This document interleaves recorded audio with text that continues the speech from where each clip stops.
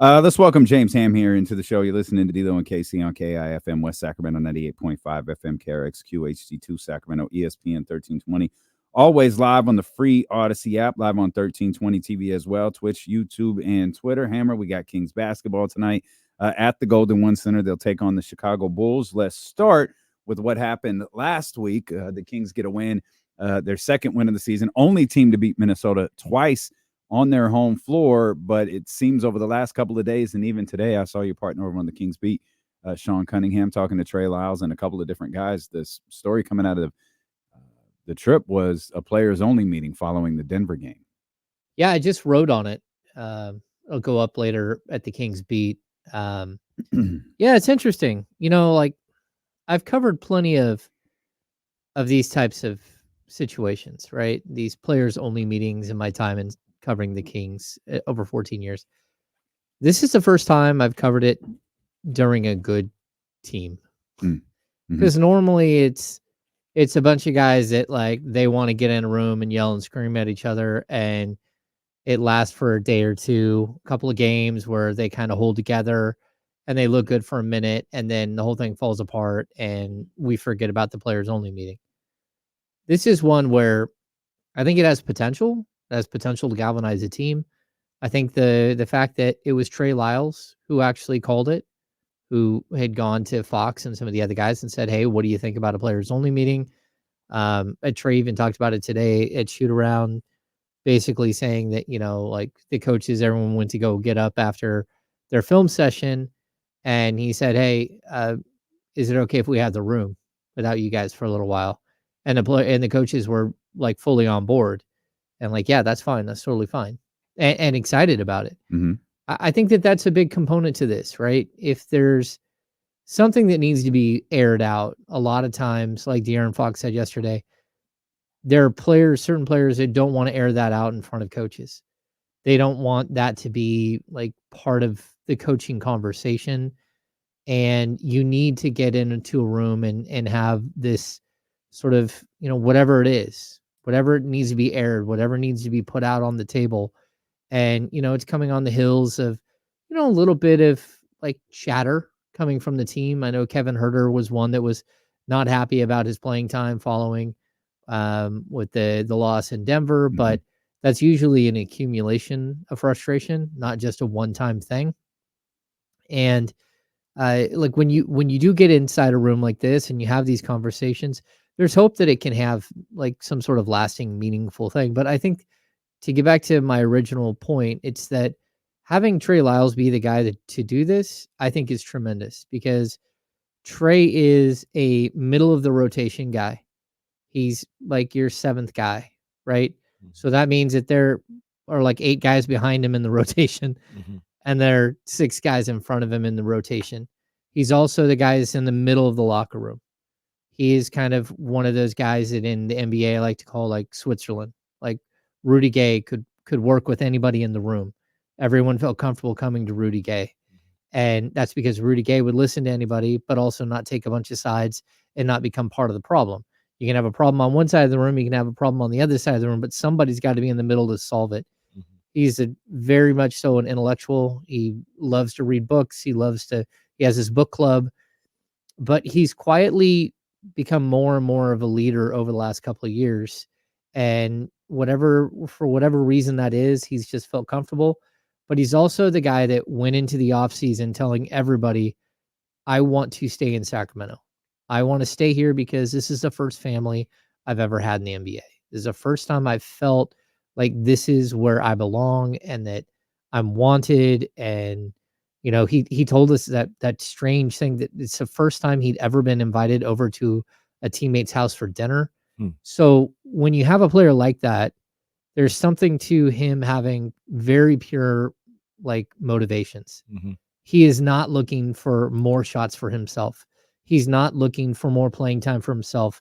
He's looking to preserve the family. And to me, that's the biggest thing from this. It's that you have somebody with a pure heart coming in and saying, "Hey, we got to get together here. And if we're going to be this team that we want to be, it's got to start with us in this room and clearing all of the air and getting on the right page mentally before we can accept what it is that coaches are trying to do." Because if we're not right, it doesn't matter how much coaching they do, we're still not going to be right. We're not right as a group ourselves. Mm-hmm. No, that's a great point. And with a guy like Trey, him calling for a team meeting or saying like, "Hey guys, let's sit down and let's get all on the same page." For the things that you laid out, he's a bench guy. His minutes kind of fluctuate. His shots kind of fluctuate. He doesn't have a ulterior motive here. It's all about winning. You know what I mean? And when that message is coming from somebody, if and I'm not saying this happens, but if Malik Monk tells Kevin Herter, "Hey, you got to get it together, step up," Kevin might be like, "It's easy for you to say. You play all the time, man. Like you don't have the same concerns that I do." But Trey can speak to a guy like Kevin Herter because sometimes he doesn't play that much. You know what I mean? Sometimes he doesn't get the looks. And he said, "Hey, I understand. I would want more of this and that and that. But at the end of the day, I just want to win. And we got to figure out and I'm willing to do whatever we need to do to come out and win. I need you to feel the same way." And I think you hit it right on the head, James, that coming from Trey Lyles may hold a little bit more weight because of where he's at on this team and in his career. Yeah, I mean, I think we've talked about it all year long. Something's wrong with this group. We can't really put our finger on it. We don't know what it is, right? It doesn't matter that they have the exact same record that they did last year. At this point, the exact same record. It doesn't matter. It just doesn't look like Kings basketball.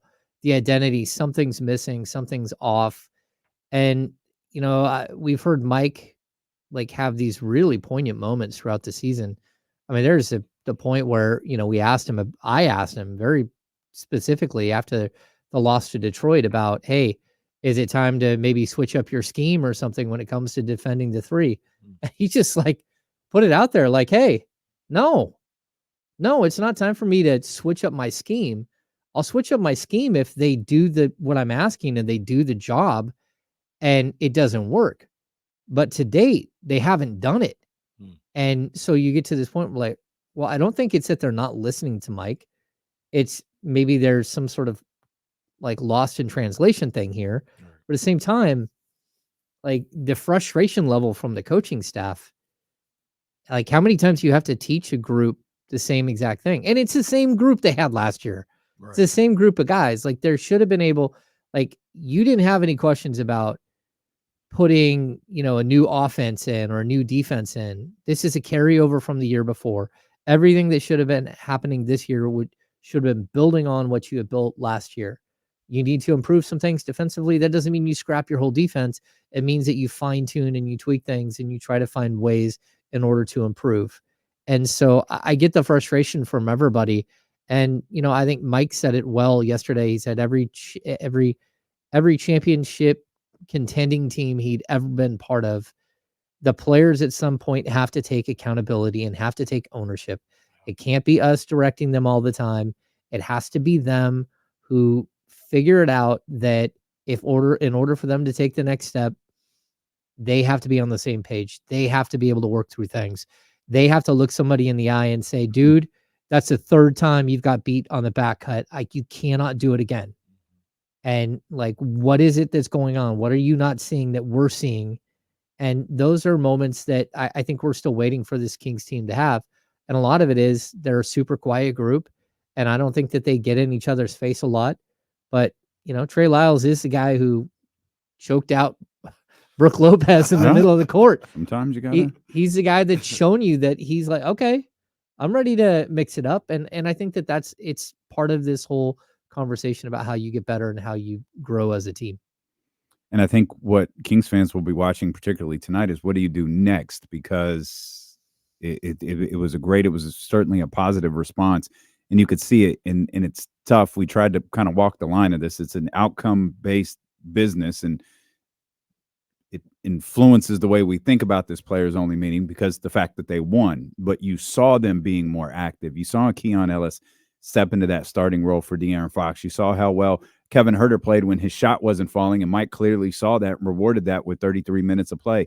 You saw Malik. You saw, a different level of intensity on the defensive end against a really long, physical, frustrating Minnesota Timberwolves team. And most Kings fans think, well, the perfect follow-up to this is they go out and lose to a below 500 Chicago team on their home floor. And it feels like even more so than Friday's game against Minnesota, like, hey, if we've got this renewed energy, we've got this renewed confidence, we've got this renewed feeling into what we do and how we play basketball, needs to be executed tonight just as much as it was executed on Friday. It needs to be executed against the tough Chicago Bulls team on your home floor. Yeah, it's money talks, BS walks, right? Stop, put it where your mouth is. Like, stop talking about it, start doing. Can't do that here, James. Yeah, You can't do that, James.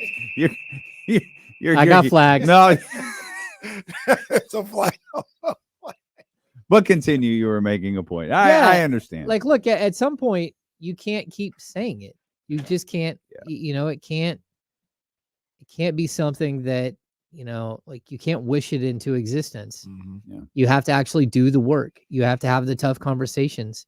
You got to tell somebody, hey, look, like, we just watched the tape. You're not doing your job. Mm-hmm.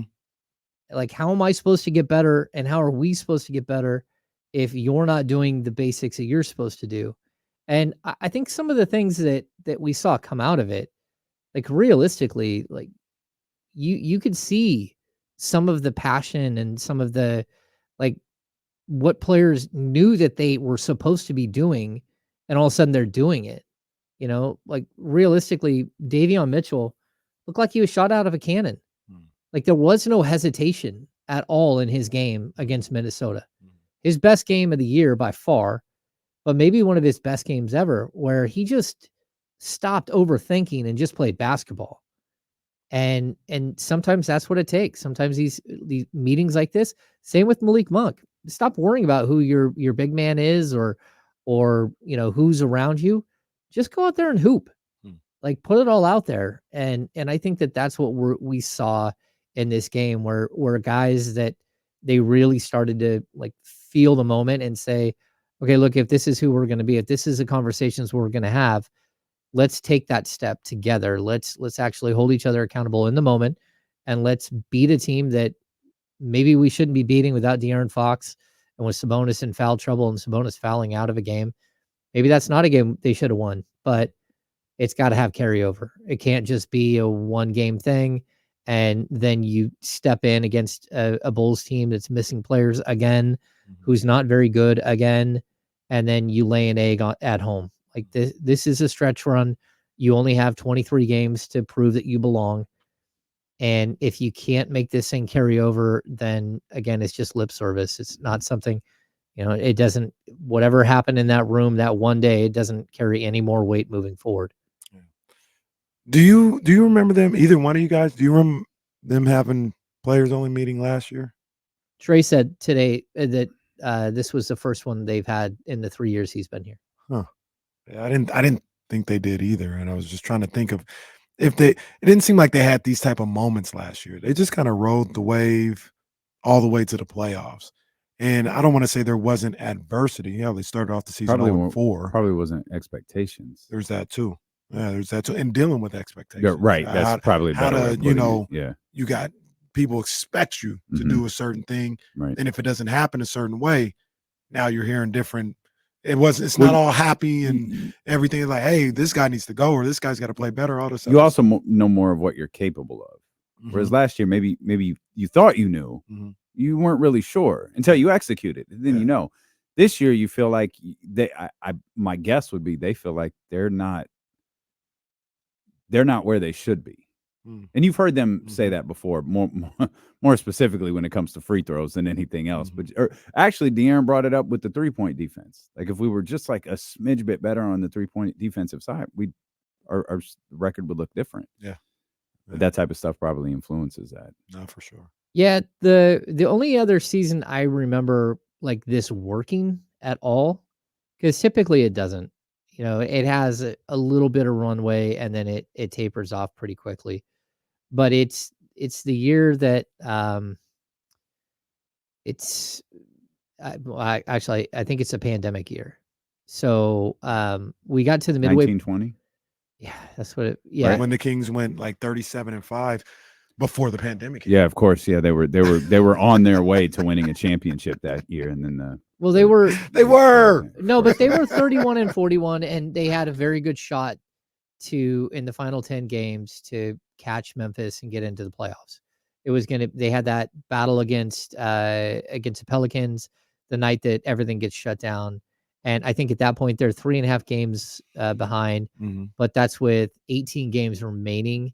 And Memphis legit stunk. That's the important part of this, because I joke about how we really romanticized that last stretch. They were leaking Memphis oil. Was terrible. Yeah. And I feel like they went to the bubble and were like, I don't think they did okay. They didn't make the playoffs, though. They lost in like the facto play-in game. Okay. It was like the origins of the play-in game. They lost to Dame.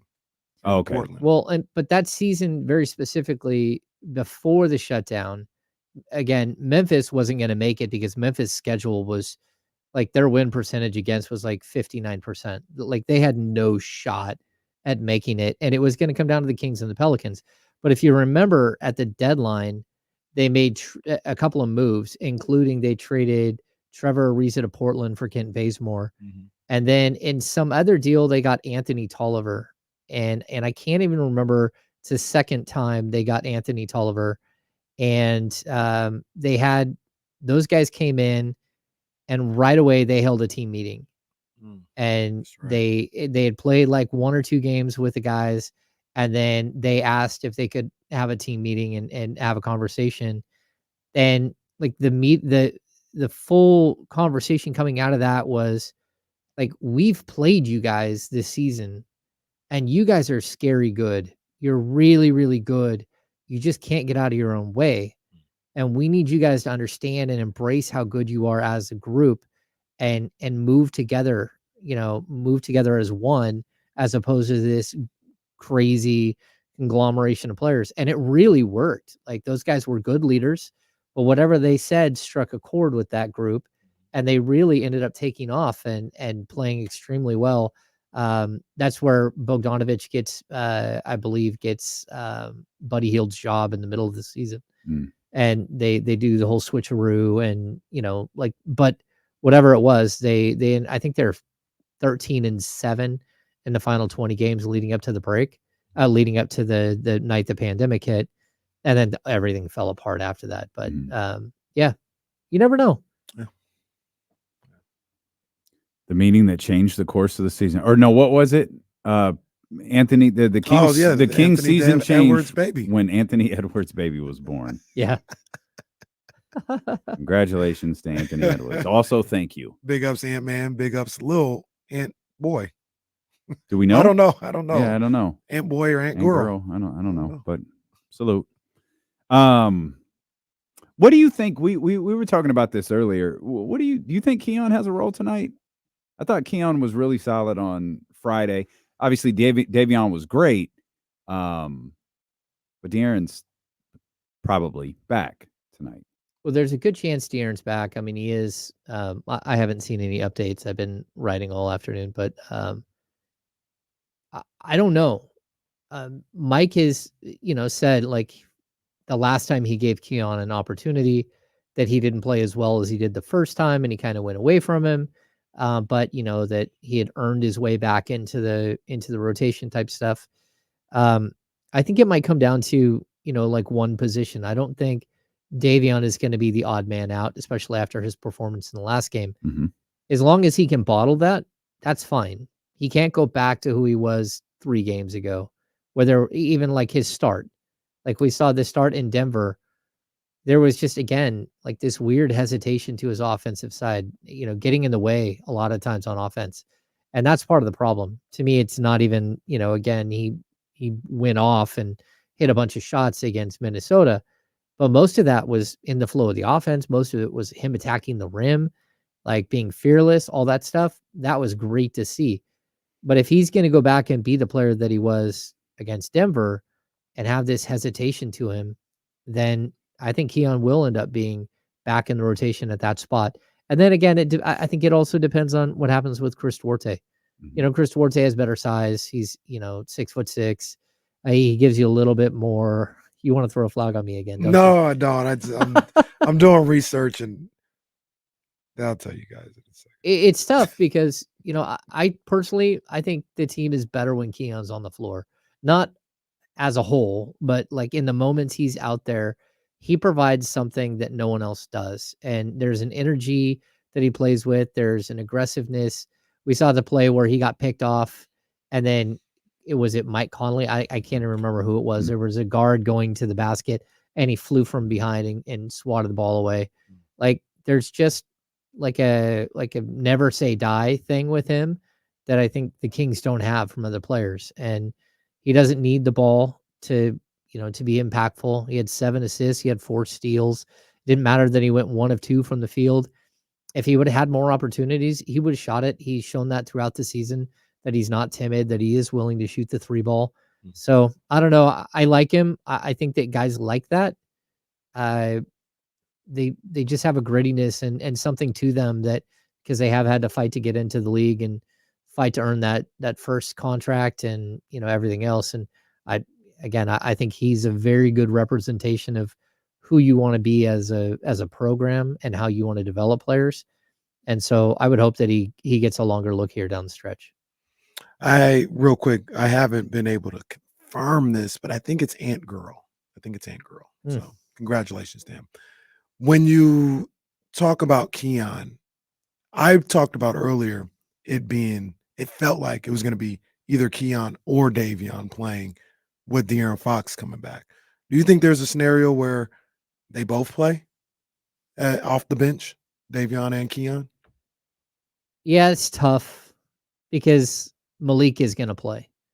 And so I don't think you can have unless you're going with a very, very small 3-guard set where, at 6'3" and below, that's tough. You don't really have the eraser and behind the basket, under the basket to make that work. Like again, it doesn't matter that Alex Len or JaVale McGee, whatever it is, neither one of them is like just elite rim protecting shot blocker that stops everything from coming into the paint. So it's tough to play with those with such a small ball lineup. Yeah, just thought about. Because I was wondering the same thing. Yeah, I was thinking, and the issue I would come up with is the minutes, right? Those are Malik's minutes, but I don't know. Like I said, it gets a little, small ballish, but off the bench, Davion, Keon, Monk, in there with maybe move move Keegan to the 4 and Trey Lyles at the 5, depending on who's there. It's not, if they got a guy on the other team that's a center at 6'9", 6'10", why not?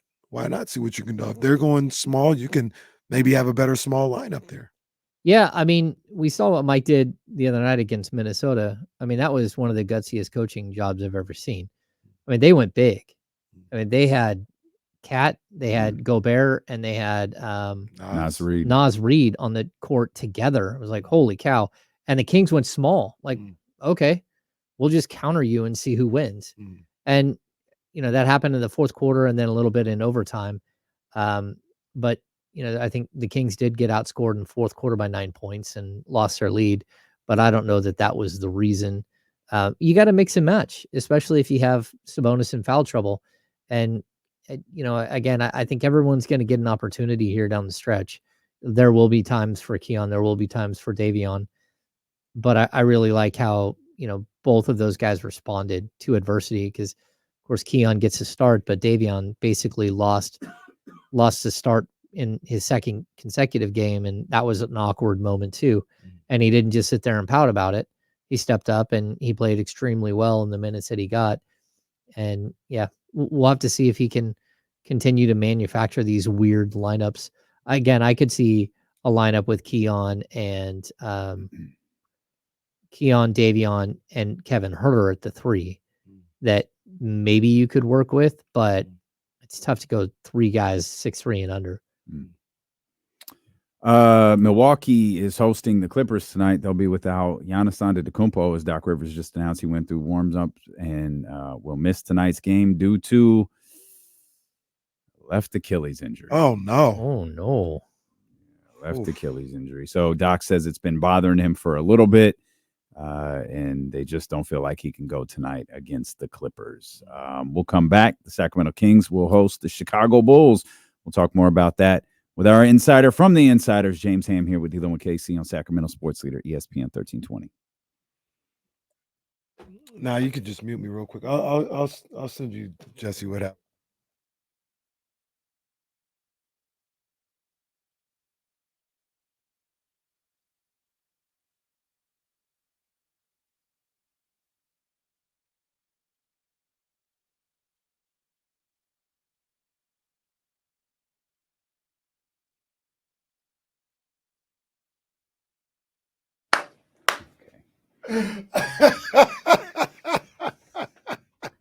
Who was not in Minnesota. All right. All right. I did. That's why I was legit reading that, and I said, "Oh," I had a little chuckle. I said, "Sorry, James." Incredible. Incredible. Oh, So man. Anthony Tolliver came over with Kent Bazemore for Riza, Wenyan, Gabriel, and Caleb Swanigan. RIP.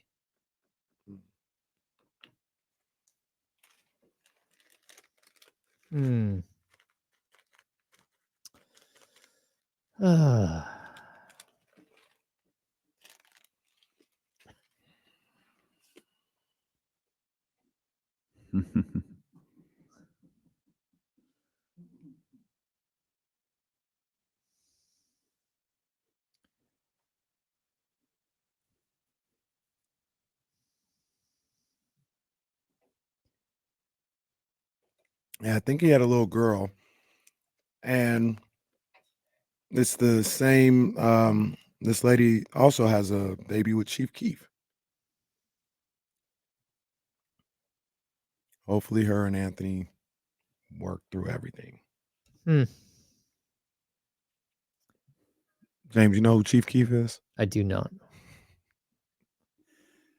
Oh, man. I don't. Where's Justin James now?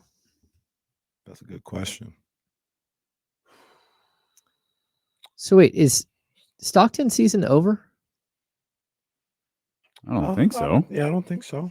Well, they lost that playoff series or whatever that series was. Am I crazy? Where is my? Well, those could be separate questions. I might have deleted that stuff. I got something from Stockton just last night, the night before. Maybe it was their end. I'm not sure. That's that I don't like.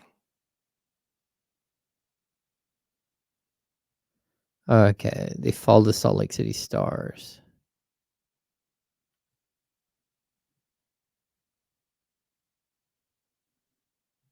Our man Connor's going to come on They're still playing. Thursday. Who is? Connor. Oh, Republic. Oh, my man Russ.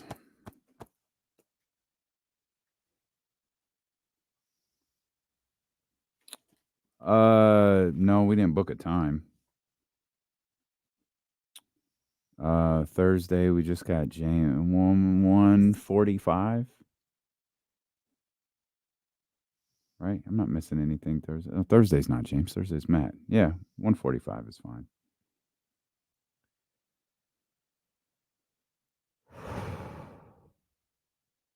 Oh, Harry's a Laker. Yep. Man. that was not okay. Good for him. Boy, Harry Giles is a Laker.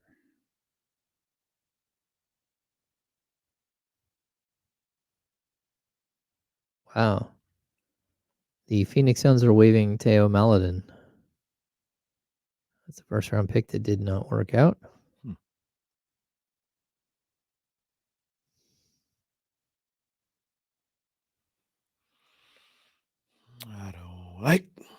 I don't like. Oh man. Securing the Bagley's going at it with Buddy's burner account. Oh, snap. He's going at it with Buddy's burner account. Oh man. Real quick, because I want you to, I'm gonna let you break that news here. I mean, it's only fitting that you give the update and break the news that you read during the break, but to yourself, you didn't read it out loud. The last Woj tweet. Oh, Russell Westbrook. Oh, Russell Westbrook had surgery on his hand. Yeah, I'm letting you handle that. Oh yeah, no, Russ had surgery on his hand. He fractured his hand. Says he'll be back before the playoffs start. Okay. Love to hear that. I mean, I don't know what their relationship is with Bones Highland, but like, I mean, he was playing last night. Me and Reese were watching. I was like, look at Bones Highland. Yeah, I mean, I love my man, but for the I mean, you can like Bones was playing really well before this James Harden stuff. That was a long time ago now at this point, but I think Bones will be able to step in and be just fine for the Clippers. I think so. The Clippers, I think, are just in a spot that like they're for. Yeah. Like that's where they're going to be. I don't think they're going to fall. I don't think they're going to climb. Like they're for. They're getting up for the playoffs. I just wanted to say real quick though, shout out Sac State men's basketball senior night tonight at the Nest. Supposed to be the last ever game at the Hornets Nest. Yes, indeed. Tonight. So shout out. You know, it hasn't been the season that we want it to be, but it's always love for my man, Coach David Patrick. Happy belated also. Yeah, happy belated to him as well, man. You see that hoodie he had on in the picture? I did. I saw that all-star lineup of birthday celebrators that was with him too. Come on now. Come on. So yeah, it's senior night at the Nest tonight. So I can't believe those guys. College basketball season's winding down. I mean, like the ACC tournament starts in a couple of days. Yeah, they have championship week starts Wednesday. Yeah, they're here on ESPN. Yeah, they're here. I haven't been able to figure out because I was looking for it on the app. I don't know who won the CIAA tournament. I was trying to go watch the game. I was watching the whole damn tournament, and it was on ESPN on Saturday, but I was watching other stuff, and I was like, I'll go back and watch it. I don't even know who won. Who was in the running? I don't know. I think Virginia State played. I think it was Virginia State. I don't remember, to be honest with you. I think Virginia State was playing somebody. Okay. Shout James. out to the CIAA tournament. I bet in that tournament they hit free throws better than the Kings did. No. So this clearly is just going to be a thing they're going to have to survive this season. Like it will not go away. No, not at all. I'm not sure what to say. No players only meeting is going to fix this apparently. Yeah. I mean, if who can even stand up in the meeting and start yelling though? Yeah, right. Exactly. Like, that's what KC said earlier. Malik missing 2 free throws with under a minute left. Oh man. He's your guy. He's the one. Yeah. Yeah. I mean, well, he cost him 2 wins earlier in the season with the missed free throws. Oh, yes and no. Well, he did. De'Aaron missed one. Yeah. De'Aaron missed one that would have put him up 3, and it would have been a double overtime game instead of overtime. He didn't help. We could say that. He definitely didn't help. It's it's by far the weirdest quirk about the team this year. Yeah. You could talk ups and downs on the basketball, like whatever, that stuff. Like the fact that this team can shoot 80% one night and then 50% the other, the fact that they can miss so many free throws in so many close games is incredible. Yeah, I think so too. I know we were watching the guys shoot free throws yesterday after practice, and I posted a video just of De'Aaron Fox like being back on the court, and I wasn't paying attention, but he was missing free throws in practice. And I think others were as well. I don't know what to make of it. James sabotages the Kings by posting a video of them missing free throws at the end of practice. Yeah, I mean, I think there's other things that you need to figure out too, though. I mean, like Keegan Murray is your best free throw shooter, shooting 82%, but he's averaging 1.6 per game. That's not going to work. Harrison Barnes is at 80.5%. He's down to 2.3 attempts per game. This is a guy that last year was like well over 4, and the year before that was over 5. So it's not just that they're not hitting free throws, as that we're starting to see the numbers dwindle as far as how many attempts. So last year, Harrison Barnes was at 5, the year before 5.4. Like, it's not good to see these guys take a step backwards and getting to the line. They should be, like holding at the same number, or, with Keegan, he should be getting more and more opportunities, especially since he's had the ball a lot more and, not just a 3-point shooter this season. So they got to figure it out. I don't know if that's like a sports psychology question, if they need to work with somebody that they can try to help them through this, but it's one of the most frustrating things, especially when you consider that they literally have lost games because of it. I mean, I think there are 3 games this season we can honestly just point to and say, you lost a game because you missed free throws. And that's tough. And thankfully, Friday wasn't one of them. Yeah. They just need to sit with Kenny. That's what they didn't do. They got to make their free throws. Sit down with KC for a while. Definitely make their free throws. I do think I talked about it earlier though on the show, and we didn't really talk about it too much after that. But I do think these guys are going to figure out a way to make the free throws when it counts. I do. I just a feeling. I have no numbers to back it up. The best free throw shooter, Malik Monk, just missed some in the clutch.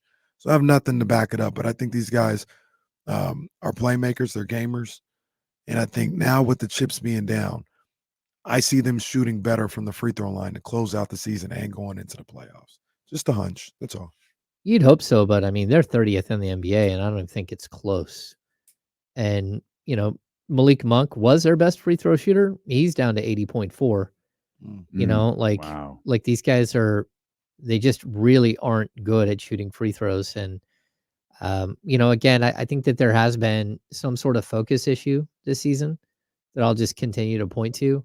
And I'm not sure what it is, but it's something that is slightly alarming.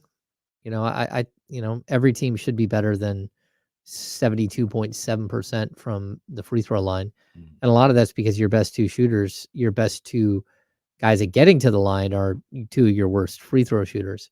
But that shouldn't be the case either. I mean, Fox should be at 78 and Sabonis should be at 75, 76%. Fox should be over 80 as a guard. Yeah. Well, one of the things that we do see, and I'm kind of looking at this like what they've shown you is what they'll be able to carry out for the rest of the season. Because remember what happened? I think it was more so after the Phoenix game. And people were talking about free throws and all this other stuff. And then like De'Aaron comes right back and makes 10 out of 10 or something. Everybody's favorite commentator, Bob Myers, about, he's a poor free throw shooter and all this other stuff. It's 10 out of 11. I think there is a general natural lack of focus from this team. Just in general, you step on the floor and you stay focused. They don't necessarily, or they haven't done that necessarily this year, but it may be a situation when the light is brought to it, like it has been a couple of times, they respond. That's maybe that's the key word with this team. They've tended to respond this year, and free throw shooting is one of those things that they haven't done well. Didn't do well the other night. It didn't cost them the win, but they respond to it typically after a bad free throw shooting night. I think they'll respond to a bad free throw shooting season with the way they're going to finish this. They didn't again. I hope you're right, but they didn't against Milwaukee because Phoenix was next. And then there was one more after that. We just went over it earlier. What was after Phoenix? It was Milwaukee, Phoenix, Indiana. That was the other one. That was a 5-point loss in a game that they shot 50-something%. They shot like 50% from the free throw line in like 3 straight games. And I feel like the straw that broke the camel's back was the Indiana game in that situation. Because you can shrug off the other two and say, it happened. It was Malik, and it happens. It happens. But I think they were unbelievably egregious in Indiana, against Indiana. And you couldn't shrug off that one. It was here with no Tyrese, and you have that whole thing. Yeah. And I think they missed like 14 free throws or something like that. Maybe I'm exaggerating a little bit. No, you're not. But they missed a lot of free throws. You actually were kind. They missed 15. Yeah. And that you couldn't ignore it after missing 15 free throws. The next night they were 88%. Yeah. And I just think the night after that they were 84. What's going to happen the rest of the season? And then 76. I don't trust him. I mean, well, I don't know, tell us how you feel, James. Look at a close game. You need to have a 6-point lead in the last minute with this team.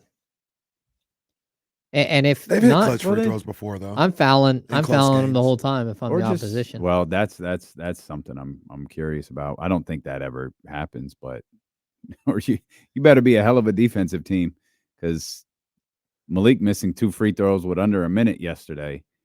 They still got Minnesota didn't score. Mm. Couple possessions left. They didn't. You better become the steel curtain if you're going to miss free throws the way that they are in close games, or do what Kenny said and get on this run down this final stretch and shoot the ball well from the free throw line. Yeah, they got to figure it out. I mean, it's such a basic, rudimentary skill in the NBA that should not be an issue like this.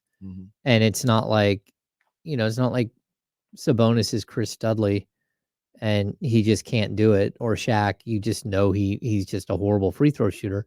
His free throws, like half of them look like the ones he misses, they're like in and out. Like it's within nothing that he's missing a lot of these free throws. So who was it the other night that short armed the free throws so bad? It was Gobert. He barely caught the front edge of the rim. Like, ooh, like that's not what Sabonis misses. Sabonis, like, it just clings iron all the time. So yeah, Hey, you think Cat's dirty? I don't know. Dirty-ish? I said he's not dirty. He's just clumsy. He threw a lot of elbows. A lot of elbows, a lot of stiff arms, not a lot of knees to the groin, just one apparently perfectly targeted one. Oh yeah. The Trey Lyles thing. Yeah, and a little boot to the face, little sweet chin music, little kick to the face. The Trey Lyles call is the most embarrassing thing I've ever seen from the NBA. They're like, how do you start making up rules in the middle? Oh, his torso was still moving. Like the what? Feet planted, man. He wasn't like doing some weird. Yeah, that like, was a stupid call. It was horrible. It was bad initially, and then to review it and uphold. Felt like Cat got the knee into yes, in the Sabonis. Sabonis, but I thought he got it on that play too. Oh, yeah. Felt like he got a knee into Trey Lyles on that play too. 30-ish. Let me ask you a question. This is Karl Anthony Towns' biggest fan. Let me ask you a question. You think Sabonis dirty? No. I don't think he is either. But he does shoulder. He does help. Shoulder. It gets physical. Well, there's a difference between physical. He ain't never shouldered anybody in the groin. Neither did Cat. Well, no, but Cat need him in the groin. I ain't never seen Domas Heisman Trophy somebody while trying to get space on a shot. I think Draymond Anthony Towns. I think Sabonis is way more coordinated than Cat. I just don't. I think Cat is a little clumsy. You know what my favorite Domas thing is like that weird like skip step hitch that he has when he's bringing the ball up the floor. The hop, we're like, oh no. Yeah, it's like what's he gonna do right now? Like, what is he gonna do with the ball right now? That's one of my favorite things. Be dangerous, perhaps. Yeah, I mean, I think if Sabonis wasn't on the Kings, I think we would probably say, yeah, he's a little dirty. I mean, he catches guys quite often with an elbow. I love it. He's just tough. I love it. That's what I want my big man to do. Rather that than be soft. I like when they complain that he uses the ball as a weapon. That's one of my favorite things. Only one team has done that. Only one franchise has done that. But you've seen it in other games where it's like he'll go to spin, he'll bring his shoulders in, and then all of a sudden he's got 3 feet of space. You're like, what just happened? No wonder Bob Myers hates the Kings so much. He was probably the one who led that charge. Well, he's using that ball in a dangerous way. Yeah. You know whose game I really liked the other night, Hammer, was Kevin Huerter's. Kevin Huerter couldn't hit a shot for nothing, but man, I felt like he was really active. He was all over the floor, and I felt like Mike rewarded that. Like, okay, shot's not falling. You doing other things that's helping this team. He wound up playing 33 minutes while making like 2 shots or something like that, 3 shots. Yeah, I was surprised. Number one, that he didn't have a better shooting night. You know, it's kind of like that's what this team is about right now. It's like it's time to buck up and start hitting your shots and start doing what you're supposed to do to make this team work. But overall, like Herter is a guy that a lot of nights he does come in and he does a lot more than what you're seeing on the court. He's a guy that is a good secondary playmaker. He's a guy that can rebound when he wants to. It's just consistently, how do you get him to do more and more of what you need him to do?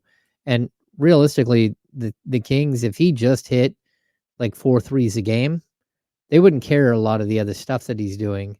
It's just that he's not doing that. So when you're not, hitting your shots at the same clip that you have in the past, and he's up to 36.9. It's not like he's horrible shooting the three, but compared to what we saw last year, where he was just so much better at it, he does do a lot of little things. And there's been plenty of times where I thought he did deserve a little bit more time on the court, and then other times where, like, defensively, getting caught in switches and stuff, just not good, and they've got to go a different direction. It's almost impossible to answer, but I'll ask it anyway. What do you think we see from this team tonight? I think we see them play a good game. I think they win tonight. I think they kind of, and mind you, Chicago's not Charlotte. Chicago's not Detroit. They're like, it's a game I think they should win, but Chicago, they've got some serious ball players on there. That it's not this super embarrassing loss, but I think they'll show up. I think they'll play well tonight. I think they'll win tonight. Yeah, they have to, at some point, if they're going to be a playoff team, they have to start taking care of business. I mean, this is a home game. It's a game that's just sitting there for you to take. Caruso, whether he plays or not, we have no idea yet. He's questionable, but either way, he's not going to be 100%. So you need to go and attack that. They don't have some of their other weapons, although they still have DeMar DeRozan, they still have Kobe White, they still have guys that can score. But this is a slow team. They do not push the pace at all. They don't shoot the three ball very well, and they don't shoot a lot of 3-pointers. Like, if I'm the Kings, I'm running a lot of zone tonight and a lot of, shrink it down and try to keep them, trying to make them beat you from the outside. Yeah. I don't like, at this point, I'm still not comfortable at all saying whether I think this team is going to win a game or not, though. Like, I got you. They've proven to me that they're consistently inconsistent. Interesting note from Cleveland. Donovan Mitchell is going to miss the next 3 games. I only bring that up because he's already missed 13. That'll put his total at 16 missed games, which means all NBA status for a guy who is an all NBA player could be slipping away due to this new 65 game requirement, and perhaps opens the door even further for De'Aaron Fox to be an all NBA player for the 2nd straight season. De'Aaron got to start playing. He's not the only one, though. Well, De'Aaron's at 10? No. No?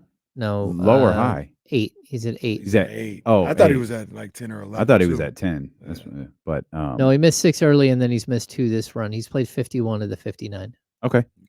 The other guy that has to worry about this is Devin Booker. So Booker's already missed 11. Yeah, and he'll be right there. He's out a week to 10 days. If he's out a week, that's 4 games. 4 or 5. 4 games for them. If he's out to 10 days, it goes to, like, I think that's 6. But if it's any more, there's a couple of games bunched up there where they've got, like, so he easily could not make it. See, Book would be the type, though, to play 2 minutes. He's going to play 2 minutes for a week. Book, Devin, Nikisha Sales Booker. Book is absolutely the type. Hey, man, let me play a couple minutes, coach. Let me get in there and get this all NBA. Get this all NBA. I'm with James. I'm not at the point of feeling comfortable about this. It makes perfect sense. Both of you. Anybody that feels that way. I understandably am in the minority. It makes perfect sense to feel the way you and so many others do, where you got to show me first. I mean, this team beat the Clippers and the Timberwolves in the last week and some change or whatever it is. And got blown out by the Nuggets, lost to a suspended Heat team. It's just a weird squad. Yeah. But I hope, like James said, they had to win 1 game to get themselves back into the 6th spot. And don't make no apologies for that.